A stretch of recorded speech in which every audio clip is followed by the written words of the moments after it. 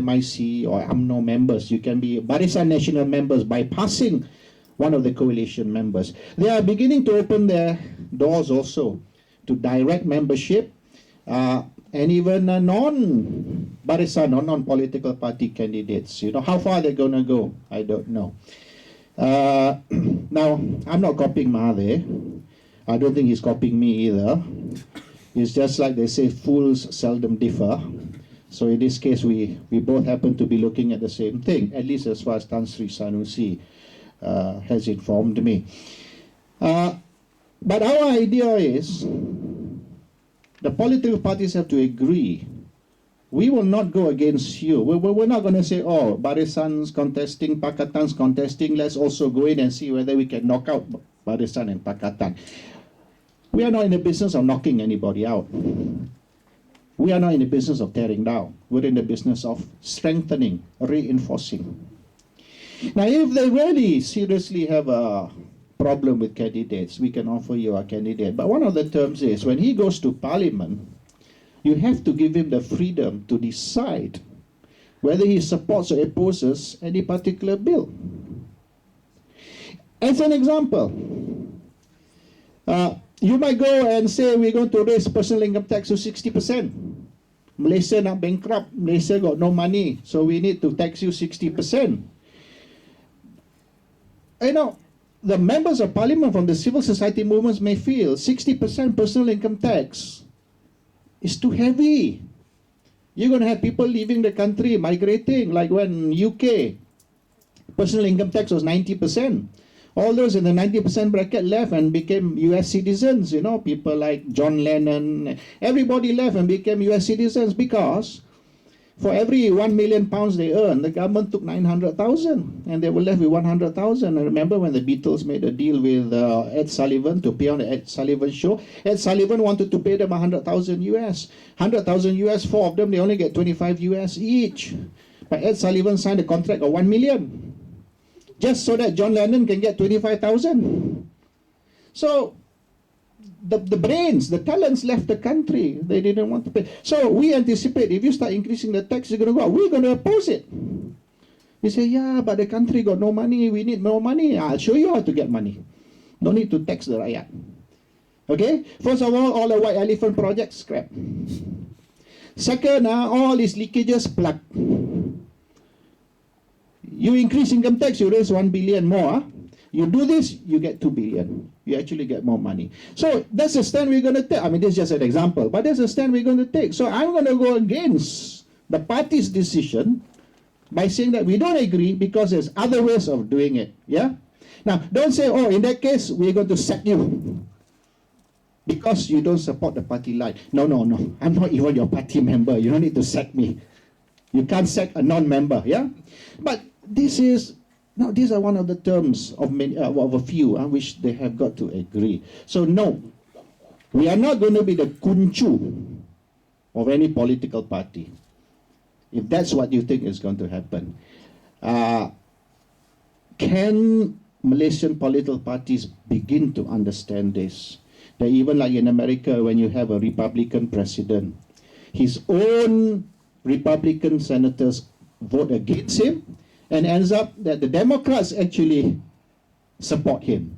I mean, was it Clinton who tried to pass this no guns law in America? His own party went against him, but from the other side, they supported, you know.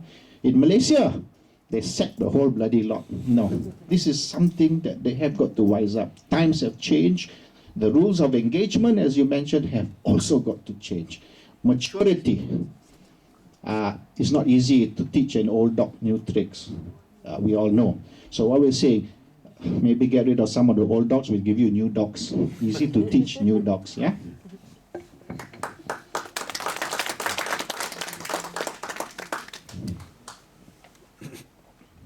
Yep.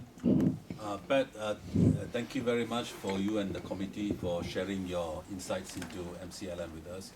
One of the points you made, which was quite interesting, was the fact that MCLM intends to start a newspaper to reach out to the rural masses. You made it sound very simple.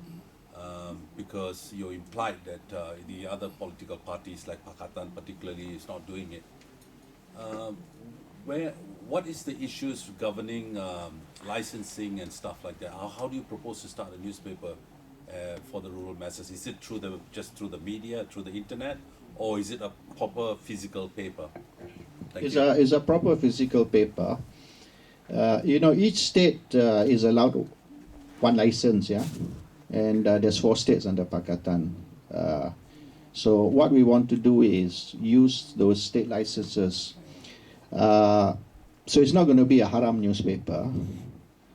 There are, the Publication and Printing Press Act, what they call the KDN, that makes it very strict.